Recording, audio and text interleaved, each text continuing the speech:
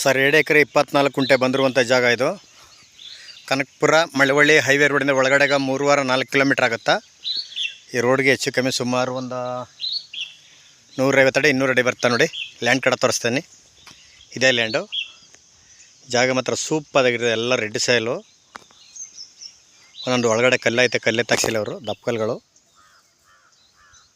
ಎಲ್ಲ ಸುತ್ತ ತೋಟಗಳೇ, ಚಾನಲ್ ರಸ್ತೆ.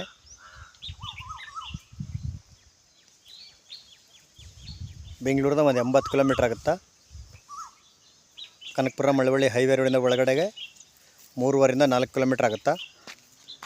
ಇದೇ ಜಾಗ ಫುಲ್ಲು ರೆಡ್ ಸಾಯಿಲು.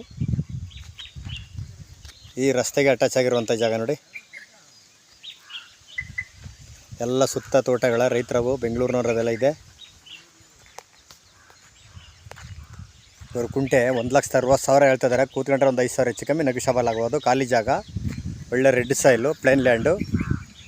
ಹೆಂಗೆ ಬೇಕು ಹಂಗೆ ಡೆವಲಪ್ಮೆಂಟ್ ಮಾಡ್ಕೋಬೋದು. 2.5 ಎಕರೆ ಮಣ್ಣಂತೆಲ್ಲ ಇದೇ ರೀತಿ ಮಣ್ಣು ನೋಡಿ, ಫುಲ್ ರೆಡ್ ಸಾಯಿಲು.